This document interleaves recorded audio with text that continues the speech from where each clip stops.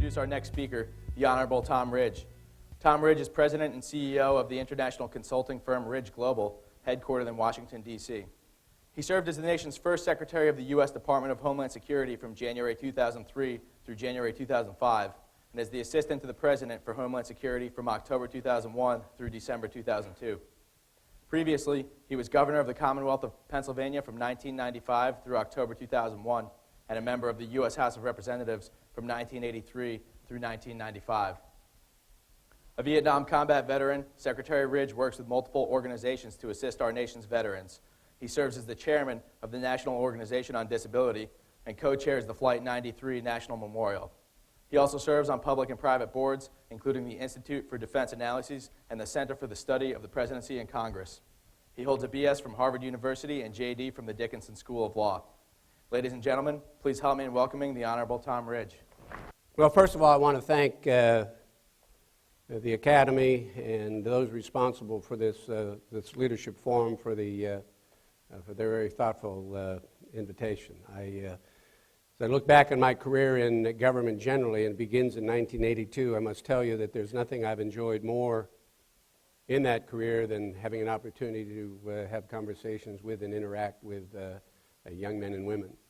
Because as I take a look at my days in government service and my days as a citizen, if you're a golfer, I'm way deep into the back nine, and you're just starting. So it's a great opportunity to have a chance to share some of these thoughts with you. You've given me an opportunity to talk a little bit about leadership, and I guess one of the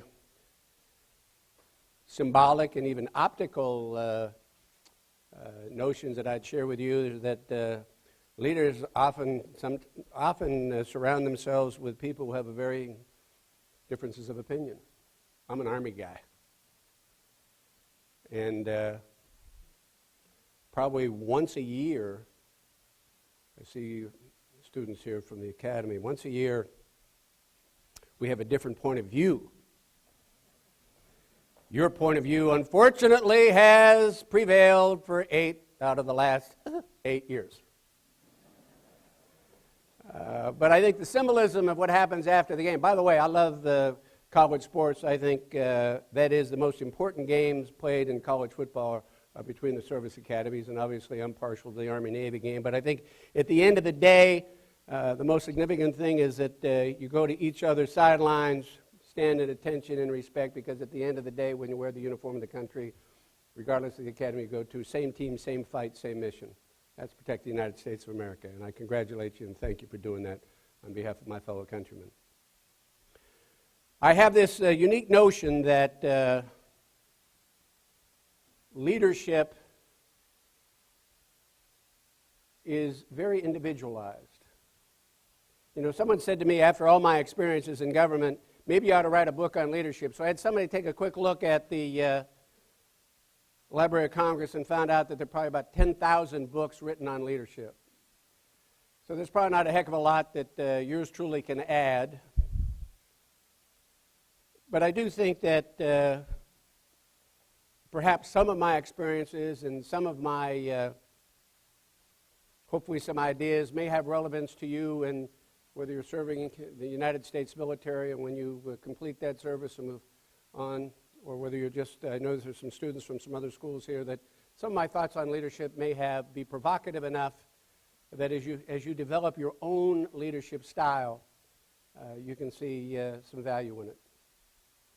I suspect that everybody who is put in a position of a leadership and identifies themselves as a leader, and I certainly know that those of you who are here from the Academy, somewhere along your life you've had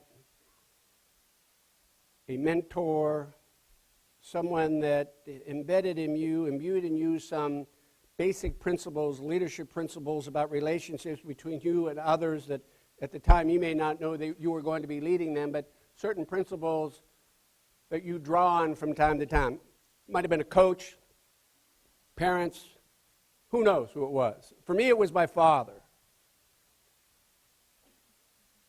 And my dad worked 2 jobs all his life, never owned a new car, worked like all get out just to keep 3 of us going, put 3 of us through school. I ate a lot. I'm a pretty big guy, so he was constantly working.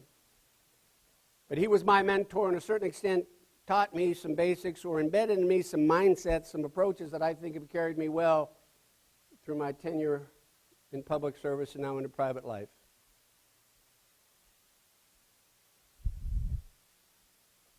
Certainly respect for authority, very important. The fact that all work has dignity, very important. You are responsible for your actions, so be prepared to be held accountable. And if you're going to be a leader, sometimes there's going to be some successes, sometimes some failures, but as a leader, you're going to be accountable for it. So just accept that as a given. And so again, if you think about your own leadership style, your own individual style, you'll find that some of the thinking goes back to that mentor, that coach, that parent, some of those things you learned early on. My dad also taught me that no matter how much you know and how much you learn, there's still more to learn and more to know. So it's a process of continuing education and obviously continuing to refine those leadership skills and that mindset you have that brings you to task. Now, a lot of people take a look at my resume and say, what's he talking about? He can't hold a job. I mean, I was privileged to serve in the United States military. I was reminded of that today at lunch. I did Fort Dix, Fort Polk, and then NCO school at Fort Benning. And why did lunch remind me of that? Because Drew Parker, Sr., turned to me and he said, "Governor, time to go." I said, "I'm not done with my sandwich." It reminded me of back in training, what used to be the expression, "swallow it now, chew it later." So here I am. And I've been a prosecutor and a congressman, and obviously you heard that litany of opportunities I've had in public service. And I'd like to draw from them perhaps some ideas that might give you an opportunity to think a little bit about your leadership style.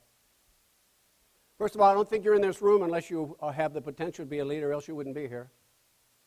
I don't think you go to a service academy, get into a ROTC program, or your school's identified you to be in this auditorium unless somebody along the way said they have leadership potential. They ought to go to this event that they're hosting in Annapolis. So I'd be pretty proud of that because there's already been people around you who have identified you with that potential within you. And if my remarks can in any way help you enhance that potential or give you a roadmap to be the kind of leader you want to be, I'll be very grateful for that.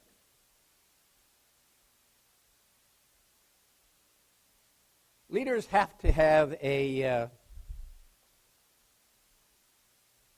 to share very clear visions. And you're responsible for a group. I don't know whether it's a squad in Vietnam that I had, a huge bureaucracy that I inherited as governor, 180,000 people we had at Homeland Security. You set the tone by sharing with clarity a vision, because your job as a leader is to raise expectations to accomplish that mission, to accomplish that vision. And frankly, your job is to help exceed their own expectations. But by and large, you've got to start with, what's the shared vision? I remember my days just as a sergeant. We were roaming around I-Corps in Vietnam. It was worthwhile, in my judgment, to take the time to tell my guys what we were going to do, why we were going to do it, maybe get even a little input from them tactically as to what might be the best thing to do. Now, ultimately, you as a leader are responsible for those decisions, but sharing it and getting input is very helpful. I remember when I was governor, convened the cabinet the first time. I actually ran on a vision. I had a vision statement when I ran as governor. As corny as it is, but I knew exactly what I wanted to do when I got to be Pennsylvania's governor. It was built around the notion that I wanted to make Pennsylvania a leader among states, a competitor among nations. So whether you're reforming welfare, economic development, education, whatever it might be, you think about how what you are about to do will put Pennsylvania on a path to be a leader and to be a more competitive enterprise. That's the vision. Now you think about, in your responsibilities, what we're going to do to make that happen. Secretary of Homeland Security. Will what we are about to do make us safer? What make us safer? Remember, Homeland Security is about managing risk. You can't eliminate all risk, but everybody has to be very security conscious. Is it the best way we can do things? Are we embedding the best technology and the best approach? And by the way, is it consistent with our Constitution and the rule of law? We have to make everybody safer, but at the same time, we have to protect our fundamental liberties and our freedoms. So we have to make sure that as whatever we do, it is consistent with our Constitution, our rule of law, and our value systems. So think about those things in that context. What is your vision for those who would follow you, large group or small? What do you want them to accomplish? You have every right and should set expectations, but your job is to help them exceed those expectations if possible.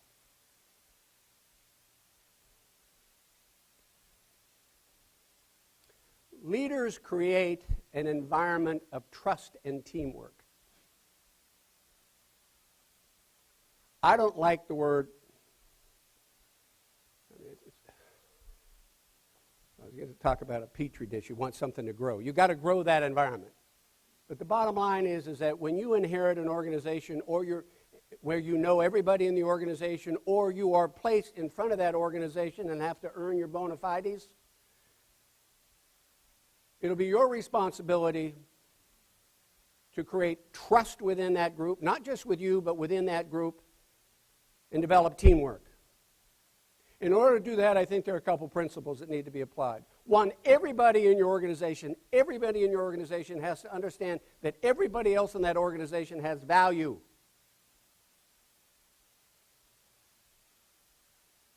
If you're the 12th or 15th man or woman sitting at the end of the bench on your basketball team, the 5 starters need to understand that everybody else has value. If you're the commander of the ship, you're the platoon leader, whatever it is, you need to understand that everybody else associated with you and your mission has value. And more importantly, everybody else in that organization has to understand that. Everybody has value. I remember I had a machine gunner that roamed around with me from time to time, old Toby. And we'd always go out, and he'd always take 2, 3, sometimes 4 times more ammunition than he needed. I was grateful for that, by the way. It's a good thing to have a little extra. Right, sir?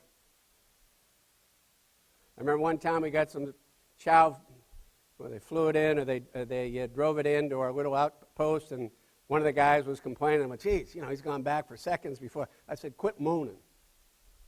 He's got great value. Let him alone. Everybody in this operation has value. Understand that. Listen. Good leaders listen. It's a skill. It's a communication skill. Most people don't understand that politically, particularly in the political world. I can say that, somewhat critical, but it's true. We got more people talking and not enough people listening. Listening is a very important communication skill. Again, unfortunately, I don't have that many nautical references to my friends at the Naval Academy, but as governor of Pennsylvania, I visited the Gettysburg battlefield quite often. It's really a powerful place if you go there. I think it might be one of the few cemeteries, battlefield cemeteries in the world where men on both sides of the conflict are honored. Because when you go there, you think of courage, and you think of valor, and you think of sacrifice. So I've studied a little bit about that battle, as you can well imagine. And I'm still wondering, and I think some historians were always wondering, what if General Lee had listened to General Longstreet? Remember, the South had prevailed, had done pretty well the first couple of years. The first couple of days. And on the third day, before Pickett's charge that evening, before they're talking the tactics the next day, and Longstreet apparently for a couple of days was saying, all right, they're positioned up there, let's flank them, let's go to Washington, let's pick the battle space instead of going up the hill. What I found interesting as not a historian of the Civil War, but just someone who enjoys reading about the Civil War, the lessons learned, one of the ironies was that several months before, a Union general by the name of Burnside had the low ground and challenged Lee at Fredericksburg, who had the high ground. and the Union endured an incredible defeat. So he had actually had the experience, the tactical advantage of the high ground. He's got his closest confidant saying, "General, move around." We all know it probably affected the course of that history, for sure. Got to listen. Give you a personal example. I'm a staff sergeant. Sometimes we worked with a Vietnamese company. Sometimes we just roamed around on our own, 5, 6 of us. One day we're going to go out and we're suited up, and my radio guy said to me, "Hey, Sarge, you know, we went down this pathway a couple days ago." "Yeah, you know," I said, "you're right." So all I can tell you is we altered the path we took, and we saw them before they saw us. It's always good to listen. You don't always have to heed. You don't always have to agree, but you better listen and calculate it into that final decision that you make. Empowerment means that you as a leader are going to have to empower some people. If you're trying to build that culture of trust and teamwork, then obviously you as a leader are going to have to empower some of the men and women around you to help you accomplish the mission. They're going to have very specific responsibilities. They're going to have assignments. And they don't want you necessarily looking over their shoulder, micromanaging what they're doing, because if you're to build that culture of trust and teamwork, you have to empower them, give them very specific directions. Remember I talked about the mission, what's the vision, what's the mission, let them, and get out of the way. If you trust them enough to make them part of your team, then you have to empower them enough to move ahead. And by the way, in that process, you may not always be successful. Leaders take risks, calculated risks, thoughtful risk, responsible risk. Heck, capitalism, the free enterprise system, is about taking thoughtful risk. Leaders do take risks. Sometimes you don't always succeed, but in the process of building teamwork, you empower people and you will tolerate mistakes, because it does happen from time to time. Now, it's willful, if it's stupid, if it's negligent, that's one thing. But sometimes when you set a goal and you don't achieve it, that stuff happens from time to time. And at the end of the day, it may be that there were circumstances that were not anticipated or unseen at the time that intervene, and you can't get there. So you just have to live with it. But it does not mean that the next time around you don't empower people to do the same thing. I remember one time as governor, listening. I had a secretary come in, and at the time, ladies and gentlemen, how we're treating men and women, young and old, with some mental health challenges, we used to institutionalize them. You've read some horror stories and some pretty awful television programs about it. And treatment modalities have changed over the years. We've gotten smarter about how we can help people with these problems, and we're now beginning to put them in community settings, in community homes. And frankly, there's an labor-intensive network around them, and they interact with people more frequently, and they frankly have benefited enormously. Personally, these people who are afflicted with these challenges benefit enormously. Well, I remember my secretary came in to me one day and said, "I do believe we ought to change. We ought to close this institution. We've got the communities already willing and able, grudgingly, but willing and able to accept these residents in that community. But there's going to be a lot of pushback, because there's some very prominent people in the community in the state of Pennsylvania that have friends and relatives and loved ones here, and they don't want to do it." We had a conversation. She convinced me it was the best thing to do. We anticipated some difficulty, and there was. We made the change. 3 to 6 months later, you know the thank you notes she got? Said, "Thank you. We resisted it from the outcome, but we've already seen a discernible difference in the mental health of the people we care about, because you took them out of an institutionalized setting and you put them in a community setting." Tough call for this woman. I empowered her to make change. She said, "This is one of the changes I want to make." I said, "Let's go do it." Proved to be the right thing. I had an individual, my Secretary of Corrections, Department of Corrections, come in to me one day and he said, "Hey, boss," he's a good guy. He said, "I'm prepared to resign." I said, "What are you talking about?" We had a couple prisoners had escaped the evening before. What's that movie, The Shawshank Redemption? Well, these guys had pretty much dug their way out. By the way, part of the prisons in Pennsylvania looked like they were built in the Middle Ages, so tunneling underneath them probably wasn't so tough after all. I said to them, did you help dig the tunnel? Did you assist them with the escape? I said, put it in your pocket, go find them, make sure it doesn't happen again. Stuff happens on your watch as leaders. Sometimes you don't have the ability to control the events, nor the people around you, but you've got to protect them. Happened on their watch, a lot of adverse publicity, so what?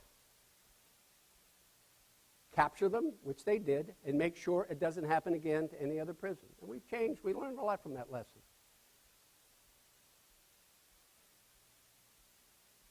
Winston Churchill once defined success as going from failure to failure with enthusiasm.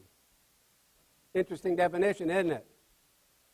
What I think it means to potential leaders such as yourselves is the path isn't perfect. Not everything you seek to accomplish will you accomplish. You are going to encounter bumps in the road. You may determine that they are failures. But accept it. Move on. Don't forget to continue to maintain that enthusiasm and that commitment in order to get things done.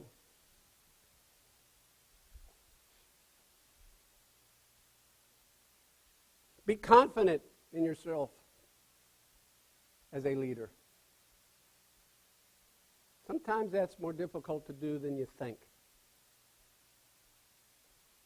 I must tell you, as a young man growing up, I never thought I'd be a soldier.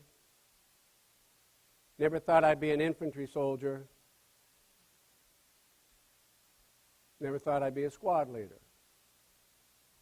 As a young elected official growing up, always wanted to be a governor. Never aspired to be a cabinet secretary. Never aspired to be the first cabinet secretary. Never aspired to be the first cabinet secretary who had to pull together over 20-plus agencies, 180,000 people. But on both occasions, at some point in time, you had to say to yourself, and I said to myself, and you're going to say to yourself, I can do this.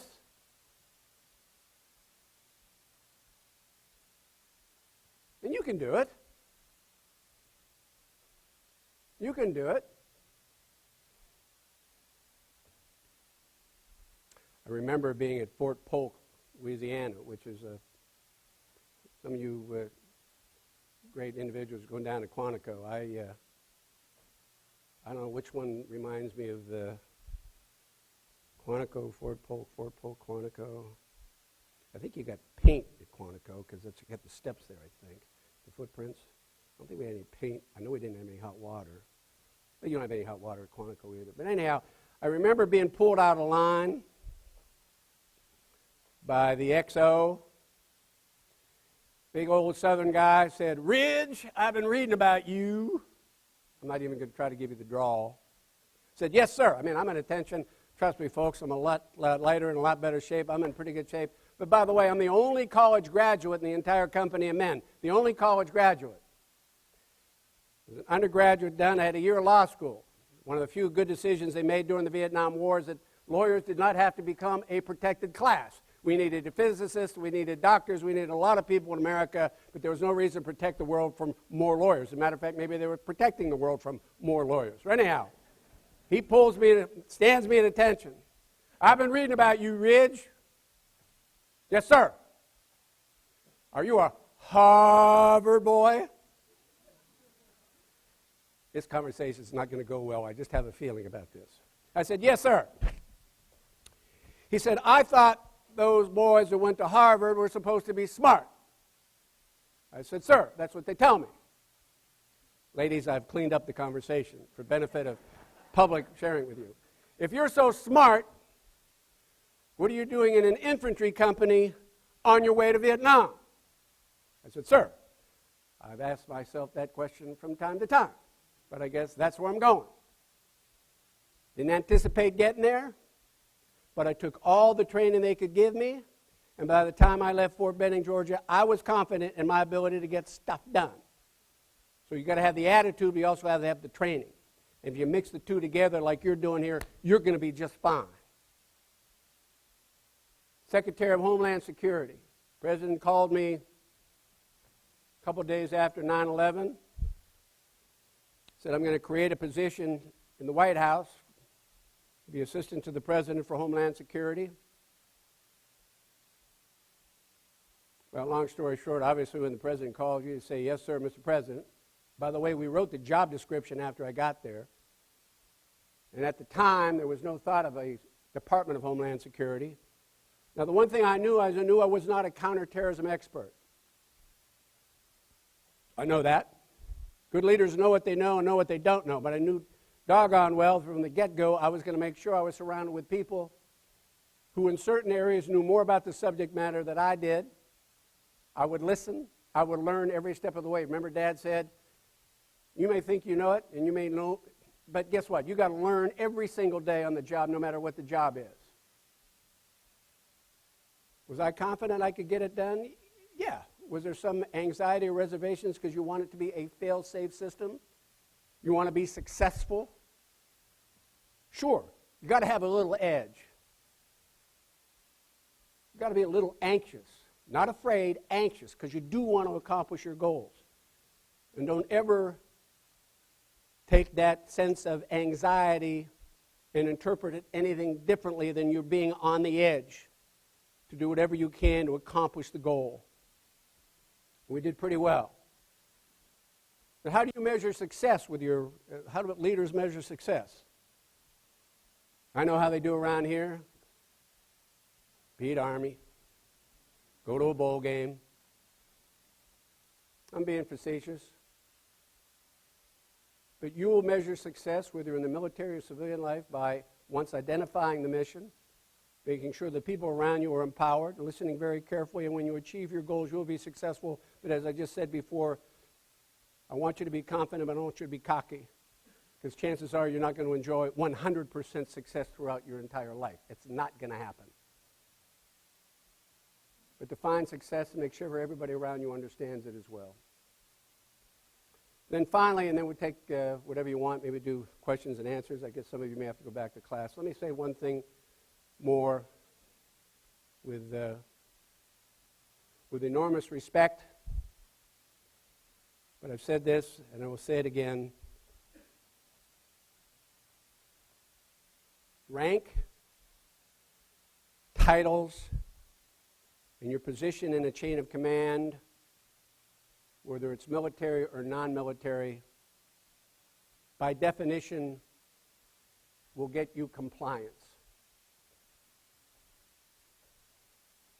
If you're a coach, if you're a CEO, if you're an officer, the fact that you hold those titles and those ranks, that'll get you compliance.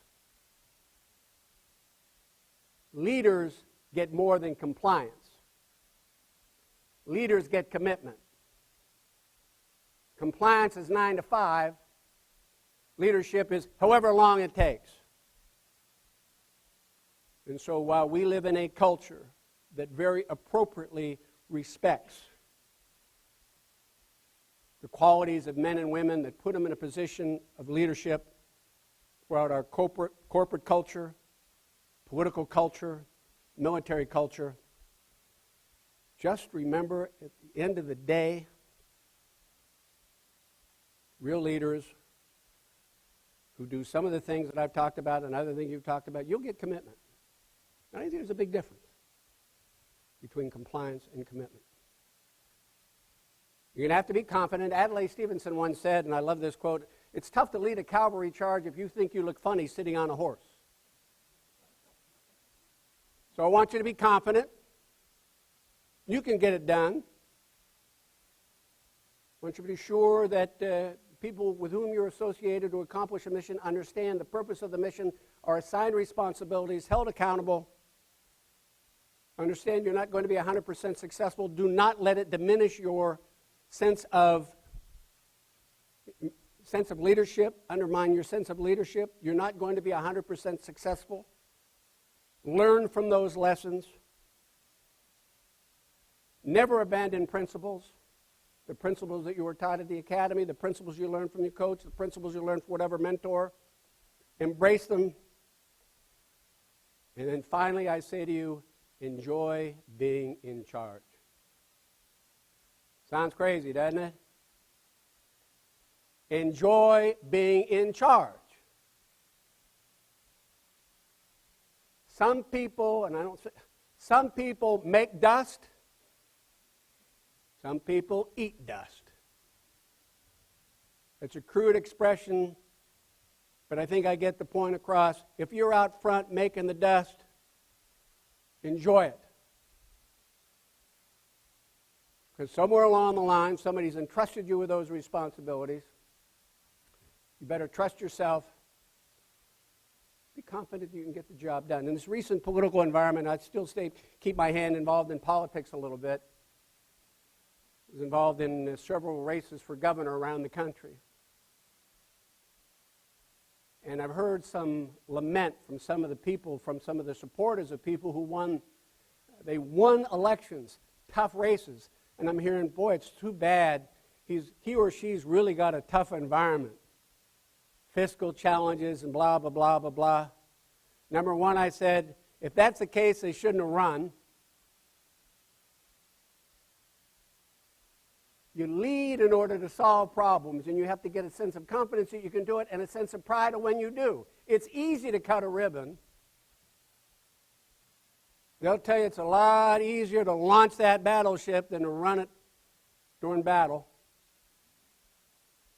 It's a lot more fun going through the graduation ceremony at Quantico than it is when you got to strap it on and your unit's assigned to Afghanistan, Iraq, or God only knows what other places they're assigned to. You know where they are. That's when it's tough. But you're there because people believe that whatever the situation is, you can handle it. So handle it with confidence and feel good that somebody in that organization said, I want you in charge of the fate of these individuals. I want you in charge of the success of this mission. Enjoy the opportunities for leadership that your country or your community will give you. So I've had it's been a great pleasure for me to share these couple of thoughts with you. I'm quite confident that that sense of leadership and commitment to duty is alive and well in this audience. And I hope that some of these insights, based on my own experience, may be relevant to yours. And if not, maybe 5-10 years from now, they'll invite you back and give your own insights. Because I told you everything before, it's all individual. Leadership is what you make of it. But I do think some of the things I suggested to you are probably the baseline, a common denominator among all the men and women that have had positions of leadership in this country. So I thank you very much, and I guess we could open up the questions if you like. Thank you very much.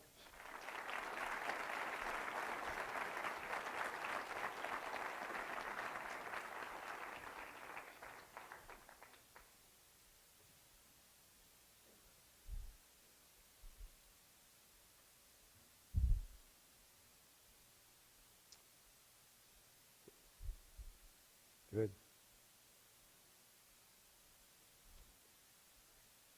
This could be the easiest day of my life. No questions is fine with me. Yes? Yeah, I'm sorry. Yes. Oh, I'm sorry. Yes, sir. Paul Hudson, Maine Maritime Academy. It's not lost on me the cumbersome nature of government as a whole, and the job that you did bringing under one umbrella a bunch of very disparate agencies to try to unify what probably should have been unified earlier. I guess my first question is, in hindsight, how do you feel you did? And second part of the question is, if they gave you another bite at the apple, what would you do differently? Okay, great question. First of all, I'm allowed to grade myself. I wish that would have been the mindset when I was going through college. I'd have graduated Phi Beta Kappa. It'd be great if you could, let's see, make the test, take the test, and grade the test. I'm going to let other folks do that. The only thing I can say is that my successors still have work to do. We certainly did not, we had that sense of mission, we do have that vision, but frankly, the integration of 20-plus different units was a daunting and continues to be a daunting one. I think we make progress, but if those of you who studied corporate culture would say, think of DHS, Department of Homeland Security, of being a big umbrella. It's a holding company. And guess what? Under the holding company, you got mergers and acquisitions, you got startups, and you got divestitures. And you got multiple procurement policies, multiple human resource agendas, different ways to budget, different fiscal challenges, and you're trying at the end of the time to make an enterprise-wide operation. And at the same time you're doing this, you're trying to make the country safer. I remember a couple of days before March 1st, 2003, a group from the National Security Council came over to a couple of my guys and said, hush, hush, we're going into Iraq shortly, and the president wants in an X number of days an overarching game plan where you're going to embed security measures into the country because they're a little concerned about potential retaliatory action in the United States. Now, this is the assignment we got a couple days before the doors open. But it's a pretty big place, the United States of America.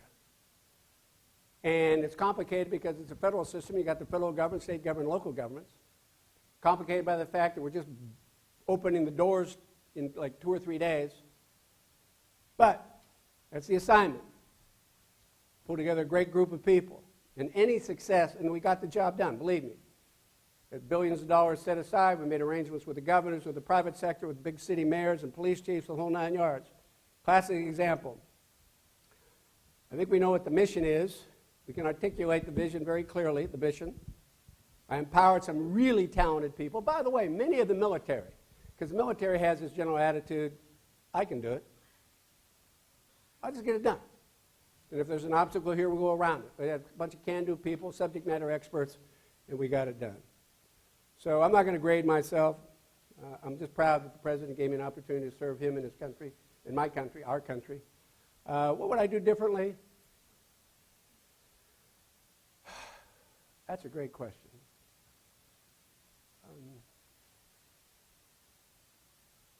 As I look back,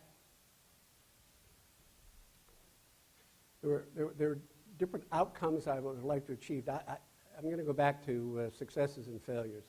There are a couple of things I wanted to do organizationally that met with resistance, some of which was from the White House and some from the other cabinet agencies.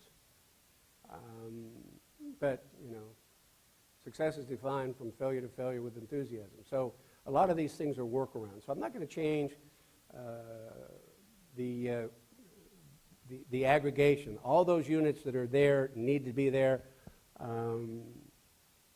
So I'm not uncomfortable with that. I think I should have probably pushed for a regional concept that I wanted to embed earlier rather than later.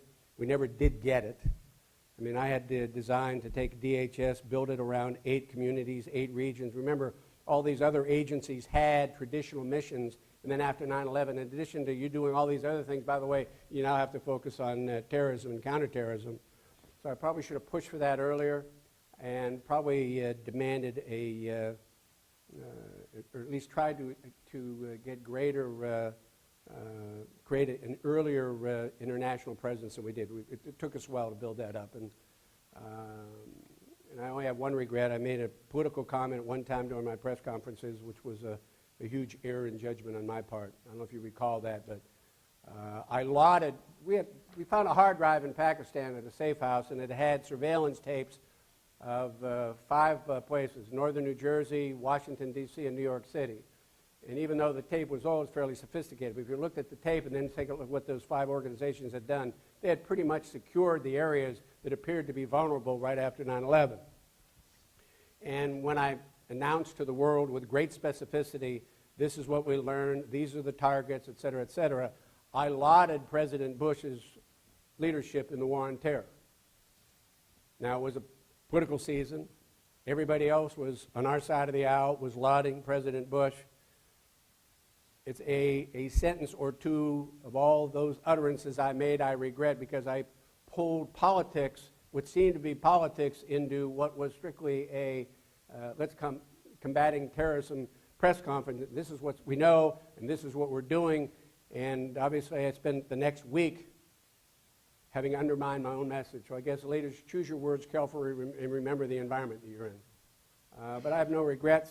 I'm not going to give myself an A, but I do admit to a couple of things I could have done better. But I left with enthusiasm and was pleased, proud to lead. Next question. Oh, yes. That side, sir. Yes. Good afternoon, Mr. Secretary. My name is Amin Habibnia. I'm from the University of Texas.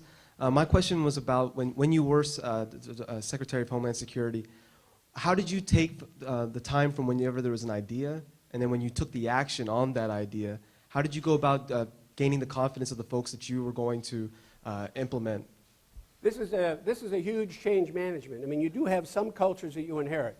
If you, in the military, more often than not, you move into and become of a culture that has a tradition and a history and a certain way of doing things in collaboration, and you work within that environment. This was creating an entirely different culture because these agencies had not worked together, number one. Number two, some of them didn't want to even be there.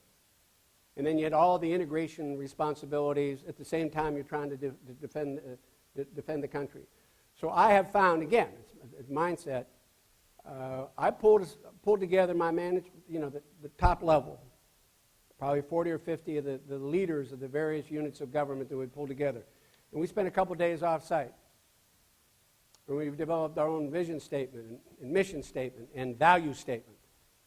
And then we assign specific responsibilities to specific groups to do as we're trying to integrating all these things together. So it was a matter of what do we want to achieve, dividing it down. Again, you're trying to assimilate, but you got to create some teamwork.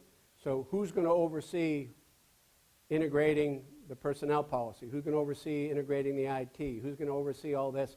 And so we just divided up in teams, assigned missions, goals, dates, and identified people that were accountable to get stuff done. There's nothing magical in that. And frankly, the one factor that we had going for us that I think was more important to influence all those other countervailing influences was a sense of mission. You really didn't have to define Homeland Security for the men and women that got aggregated in the department. They knew why they were there. And I must say, I suspect that even their spouses and kids, let alone the general public, finally had a better understanding and appreciation for what their jobs were on a day-to-day basis. I don't think you paid too much attention to those who were responsible for passenger security at airports. People didn't pay that much attention to Customs and Border Protection, all those things. And all of a sudden, people understood how important they were. And by the way, it was absolutely important for everybody to understand their first job was security. And you could never afford to remind them, that terrorists only had to be right once. But we calculated the number of people in, planes in, cars in, trains in, Homeland Security, just its little sector with regard to security has to be right over 1 billion times a year. Terrorists don't have to be right once. It's not hyperbole, it's a fact. Maybe stretched with imagination, but that just demonstrates how everybody had to accept that their job, no matter what it was in the chain of command, was critical to the success of that mission. Yes? Oh, yes. Cadet Schultz from Virginia Tech. I was wondering on your thoughts on how an informal social network affects your career and your success with your career. Social networking is great. We use that quite a bit to build a brand within our department. Look, Customs was like 200 years old. But we're going to divide Customs in half and reassign different responsibilities. We got 2/3 of the immigration. We had to change that. So what we tried to do to brand ourselves to the men and women that are working there so they understood that there was something much bigger than they were before. And we used the internet, and we used social at the time. Now, it's much more sophisticated now than it was in 2001, 2, and 3. But it was very, very important for us to use all available means of communication to embed the mission, hopefully to generate the confidence, and to build brand within our organization. I mean, it's really remarkable when you take a look at what's going on in Egypt. Isn't that really remarkable? I mean, it happened in Tunisia a little bit, but Egypt is an even bigger success story for the power of social media. I'm not going to comment on what should be done or not done, but it's pretty clear that it has fundamentally changed not only the politics of America, because President Obama obviously used it more effectively than my candidate. My guy came in second. I was one of John McCain's national chairman. There's no silver medal in politics. But obviously the Democrats and President Obama's team used it far more successfully than we did. So it's a very important communication and advocacy tool. And unfortunately, that internet also gives our enemies the same advantage in terms of advocacy and training, because it's so difficult to identify the source. So very important. Yes? Midshipman Curtis, Harvard College. And Mr. Ridge, I was wondering your takes, especially since of the positions you've held in leadership in very high positions. You've also, I'm sure, been around many people that are very smart and have some very interesting ideas that probably differ from your own. So in a sense, I would like to know your thoughts on what you could call the art of confrontation, just being able to talk to those people, even in disagreement, and how are the best ways as a leader to really interact with those people and to get the most out of them and out of yourself, even while disagreeing. Well, I appreciate that. First of all, I think there's certain times when leaders will not have the luxury of consultation. You're not going to chat on the battlefield. I mean, you got to go with your experience and training, your instincts, and you go. You may not even be able to have, once the orders are sent down, be it from the corporate world or the military world, if you are assigned to accomplish that mission, the conversation isn't about whether or not we ought to do it. You're going to do it. The conversation is, okay, what's the strategy, what are the tactics, what are the means we're in order to get that done? I think good leaders want to hear different approaches toward accomplishing a goal when they have time and the situation warrants that. Then that leader, he or she's going to have to make a decision. But I think the one, you can always pull a group together, and I think this is a dangerous mentality, at least in my judgment. You can always pull a group together, sometimes in support of what the boss wants, what the commander wants, what the CEO wants, what the secretary wants, and say, we need to build a consensus. Well, you can always get a consensus among varying points of view, I'm sure, at the lowest common denominator. Well, normally that's not going to get you where you need to go. And if you can't build a consensus around an issue at the most appropriate level, then you got to trust your leader and bring different opinions to him. And I just really encourage that. And I think good leaders, if you have time to listen and the circumstances right, you may find there's initially a consensus, and if they're not, and it sounds rational and reasonable, then you're going to have to make a tough choice, but that's where you've been given the leadership role. Accept it and do it. But encourage it. Encourage it. I remember one time with President Bush, we were talking about a particular issue, and this is not a criticism, but there had been an effort privately before, you like to bring a consensus recommendation to the president, don't you? That's the goal, but sometimes it can't be reached. Particularly a president who's smart enough to have really talented people around whom, and you're not brought into that office to just say yes all the time. You want the benefit of your skills and your experience and your intellect. And I remember one time going into one meeting, and there had been an effort. I'm not being critical of somebody trying to say, well, let's just try to give the president a recommendation. Well, it didn't work out. And one of the individuals, strong-willed, very capable, said, I can't do it. I just think it's the wrong thing to do. Well, he laid it out in front of the president. The president didn't push back. Didn't say, hey, you're supposed to bring me a consensus. This is tough. I got to make a decision. He's President of the United States, perfectly equipped and comfortable making the decision, and he did. Yes? Good afternoon, sir. Cadet Jarrett, Virginia Tech. For your time in Homeland Security, how big a challenge was it for you and your staff to look at protecting the people safety-wise versus protecting people's constitutional rights and liberties? Great question. I don't know if you heard the question, but when I talked about balancing security and the Constitution, the rule of law, I think America has a brand, ladies and gentlemen. If America is a product, we try to sell the idea of America. So let's say America is a product. Okay? What's our branding? Our branding is our value system, our commitment to human rights, the Constitution, the rule of law. And basically, whenever we took a look at measures that we're going to try to build within the department, we said, is it consistent with the Constitution? I mean, there's a lot of debate. We were on the periphery of the debate on the Patriot Act. In my judgment, because I was asked about it several times, controversial, yes, but in my judgment, very consistent with our Constitution and the rule of law. There's a question of privacy that came up within Homeland Security on a fairly regular basis because of some of the things that we tried to do. One of them has to do with, let's just take the airport, for example. We tried a program where people volunteered their information about themselves so we could do a background check. They gave us their iris scan so we could confirm their identity and their fingerprints so we could run it against the database. Because we thought in the world of Homeland Security, I personally think the political world has not accepted the notion that you can never guarantee a risk-free environment. You have to manage the risk. Government has so many other responsibilities. So I look forward and long for the day when not everybody who goes to a commercial airport is treated like a potential terrorist. Y'all go, you'll be wearing the uniform, your shoes are coming off. Got men and women coming back to Afghanistan and Iraq, shoes are coming off. Pilots. Secretary of Homeland Security has been pulled into secondary screening 24 times. No, I don't mind. I haven't gone through that whole other thing, hands up and all that stuff. But we designed this program to try to demonstrate to the world, there's a lot of organizations out there, that people would be willing to give a third party information, private information about them in exchange for convenience. And by the way, they wouldn't be giving them any more information than credit card companies have. So we have to protect our sense of privacy. We're very unique in that regard. So it was a constant balance, and I think we balanced it pretty good. I mean, one of the challenges, and I'm going to say this to you, I don't mean to be boring you with all these stories, but my counterpart in Germany is the Minister of Interior, Otto Schiele.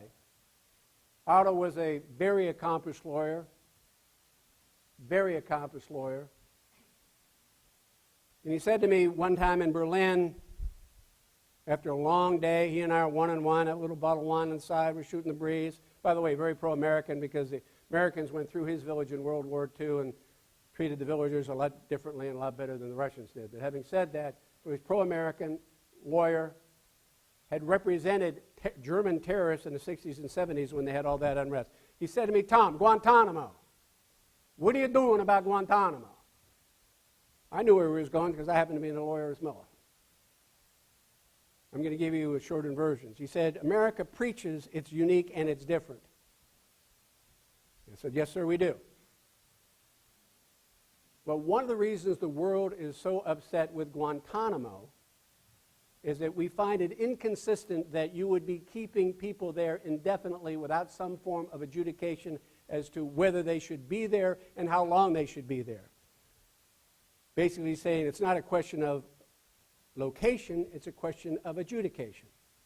It's not consistent with America's sense of due process. I happen to agree.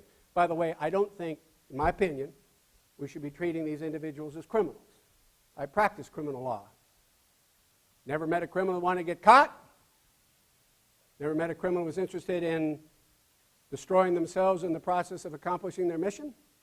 So I don't think they ought to be treated as criminals. I think, frankly, we ought to set up our own national security court, have all the Foreign Intelligence Surveillance Act subpoenas and all those other things go through that. But I got his message.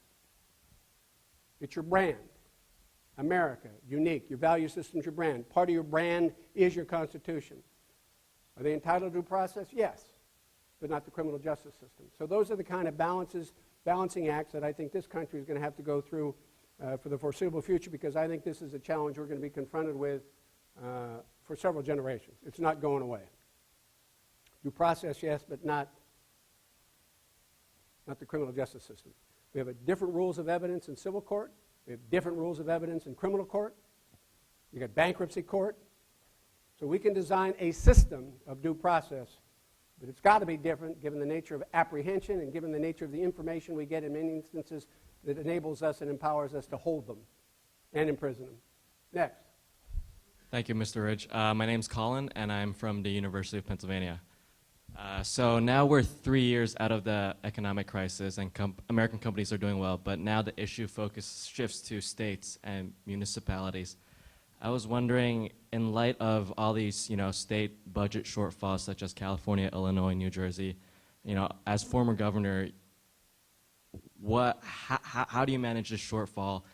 and how do you convey that to people? Would you A, increase revenue by increased tax, or would you B, cut expense by, reducing pension plans or healthcare benefits, or cutting union expense? I mean, if you were governor today, like, what would you do? What would I've be had your this approach? conversation with some of my friends who got elected governor. Number one, I think the decisions that they have to make at the state level around these financial issues, that whole public debate benefits a little bit at the state level because of the ongoing debate in Washington.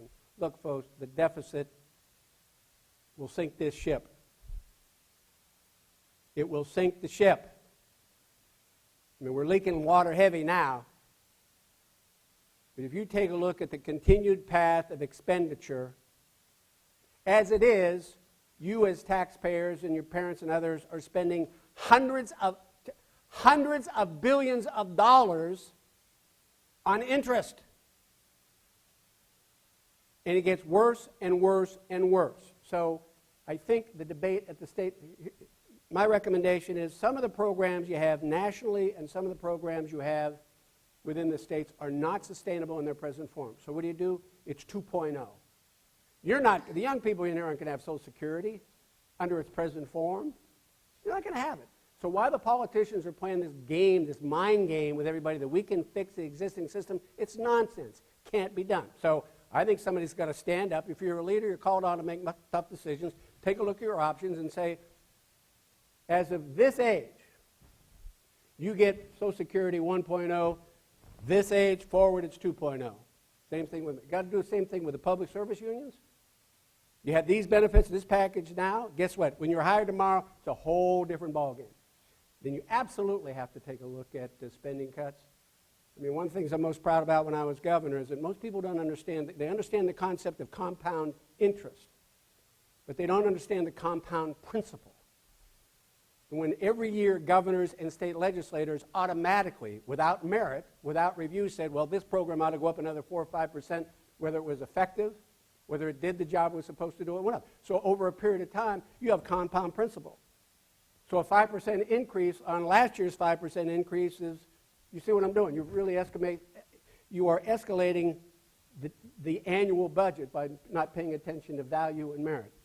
So I think you've got to get out of that mindset. And I don't think you ever take revenues off the table. I'm doing a study right now with a great senator, great basketball player, Bill Bradley, and a great public servant by the name of David Walker, who headed up the General Accounting Office. We're doing what's called transportation, carbon, and the deficit. One of the biggest challenges we have with greenhouse gases has to do with transportation. I'm not going to give you an environmental discussion, but one of the things we learned is we're the only industrialized country in the world that doesn't pay as you go for all our transportation projects. There's 100 and some transportation programs in the federal government. And you know, when you go in and you pay federal tax when you pump gasoline in your car, that's only paying for about 50% of the cost of the road, the bridges, the maintenance. And so I'm very comfortable, I don't know what we're going to recommend, but if we ultimately decide to recommend to the Congress of the United States to raise the gas tax, I'm there. If I'm using the bloody road, I ought to pay for it. Call it a tax, call it a fee. So I think the governors have an opportunity. They got the bully pulpit. Hey, Gov's the best job in America. President, my God, all the responsibilities the President of the United States has.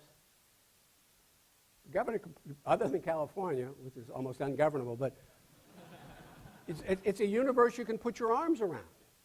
And you can see the impact of what you do. You got the bully pulpit.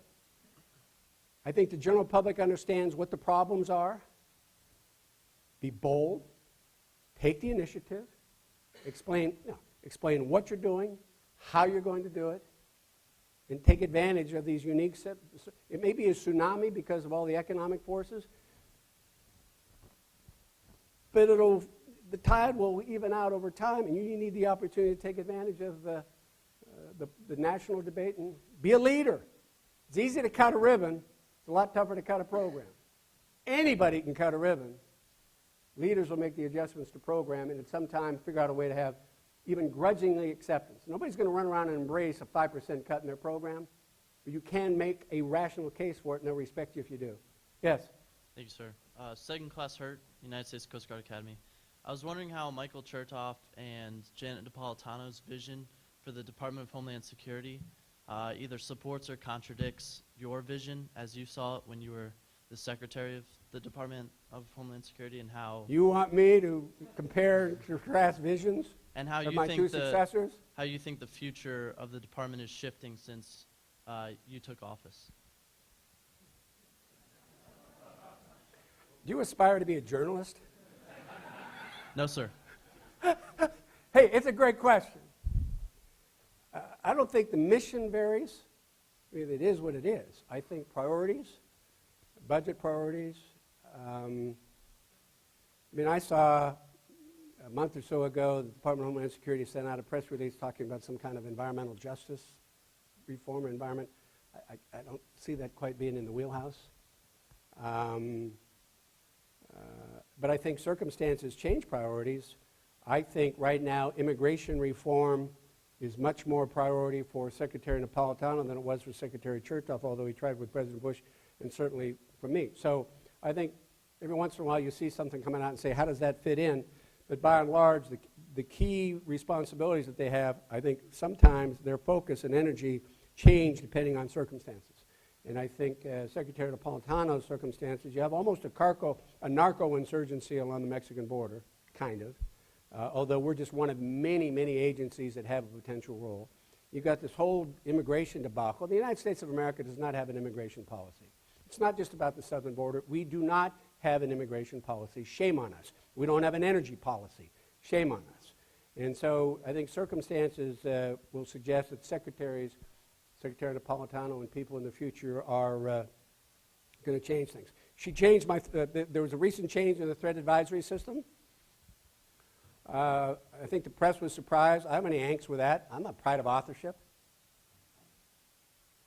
I would tell you that for several months, Bob Mueller, FBI Director, John Ashcroft, Attorney General, and Tom Ridge would go out, be an audience, bunch of journalists, bunch of cameras, and we'd say we looked at the threat information with the CIA, the FBI, and everybody else, and the threat tomorrow is worse than the threat is today. Good day. Have a good day. Be alert, be careful, and we've said, what good is this? So we went back. That's the first iteration of public, critical responsibility of the department is communication with the public. Second, so I come down off the podium after the third. I got this Lieutenant Colonel John Fenzel. I think John was one of the few uniformed officers, the only one to testify against Milosevic, chest full of distinction, John Wing guy, smart as all get out. I said, John, we can't do this. We got to build a system. So we looked at DEFCON, we looked at the State Department, and so we came up with 5 levels and 5 different colors.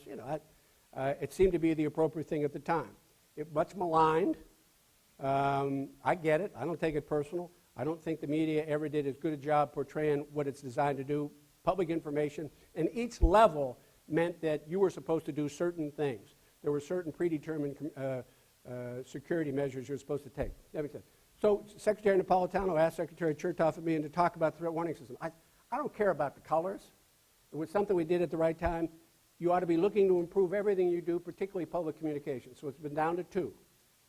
That's fine. You communicate with the public, number 1 mission.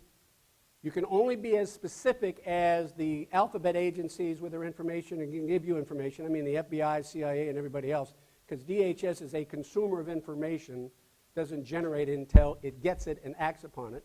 So be specific as you can, but anytime you raise the threat level, make sure that you answer the question, what are we supposed to do about it? And any improvement you make along those lines, I think it's great. It's the 3rd iteration, and hopefully in the next 10 years there'll be 1 or 2 more refinements. Thank you very much, sir. It was a long-winded answer. I'm never very good at sound bites, but you asked me a good question. Do we have much time for 2 more short questions and 2 more short answers? Sir. Mr. Ridge, as Governor of Pennsylvania and Secretary of Homeland Security, you undoubtedly dealt with very complicated issues and very complicated systems, very complicated teams. When formulating your proposed solutions with your team and when communicating it not only with your team but also with the public and those who would be affected by it, how did you select the appropriate level of technical detail in your communications? Well, first of all, I said to you before, I know what I know and I don't know what I don't know, and that whole communication and marketing was done both as I was governor and as I was secretary, by proven, tireless, effective men and women who had been in the business before. And when it comes to threat warnings, you try to be as specific and as transparent as possible. I will tell you that the man who was my communications director in Harrisburg was the journalist that asked me the toughest questions during the campaign. Think about that. I want him on my side, not because I was afraid of tough questions, but he was thoughtful enough on a regular basis. You know, we're inclined, if I get a tough question, I might do a little kabuki dance and try to get around it. But he never let me do much of a dance. So I never enhanced that. I could never do a dance with a star. So, and the individual, the woman I had running Homeland Security, was a proven professional, had been involved in trade associations, had a political pedigree in communication. And so those are decisions, in both instances, transparency and advocacy, whatever we thought would either advance the mission or inform the public, that's what we chose to do. Thank you, sir. You're welcome. Final question? Mr. Secretary, my name is Jing Hao from Penn State University.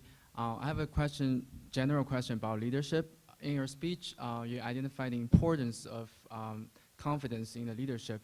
So it's pretty easy, like, for someone to prepare to be confident before they take a leadership role. But isn't confidence a result of, you know, accumulative success, you know, within the job they're taking? So what if, you know, a leader encounter a lot of difficulties and a lot of kind of conflict with their members? How is he or she maintain the confidence he or she ought to have as a leader?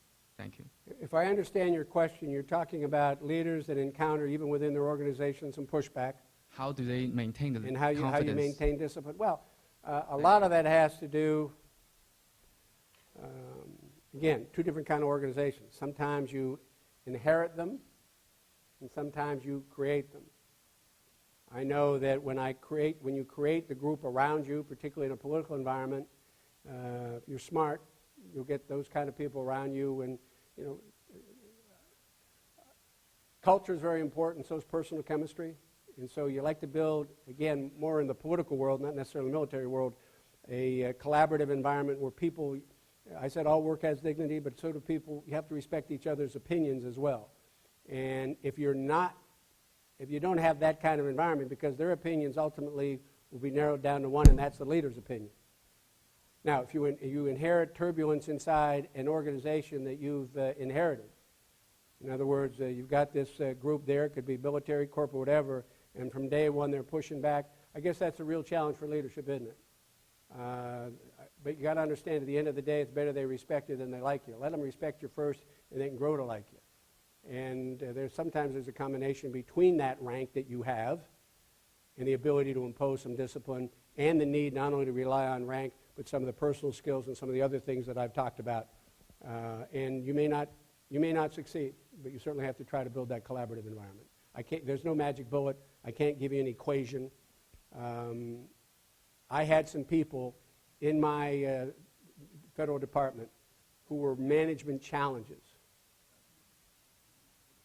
But the challenges were associated with them leaning forward, not backward. I'll take all the management challenges given our mission with people moving forward who are doers, rather those sitting back waiting for things to be done. At the end of the day, you're going to have to manage. You're going to even have to manage dissent from time to time. Leaders have to do that, and good ones do. All right, ladies and gentlemen, I want to thank you very much. It's been a great pleasure. Thank you. Hi, buddy. All right, very good. Thank you. Secretary Ridge, on behalf of the Leadership Conference staff and all the participants here, we'd like to thank you for your participation. Thank you. Thanks for serving. Thank you Thanks for your very much. insights.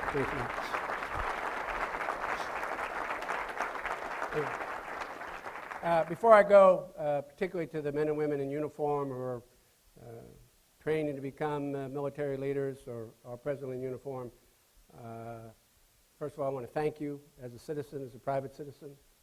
I want to thank you for your commitment to our country. I want to thank those of you who are married. I want to thank you and your families, because as you'll find out if you're not married and you become married while you're wearing your uniform, that everybody in your household, the spouse and kids, wear the uniform too. So I just want to say thank you for your service. It's a great privilege for me to have a chance to share these thoughts with you. God bless you. Thank you, sir.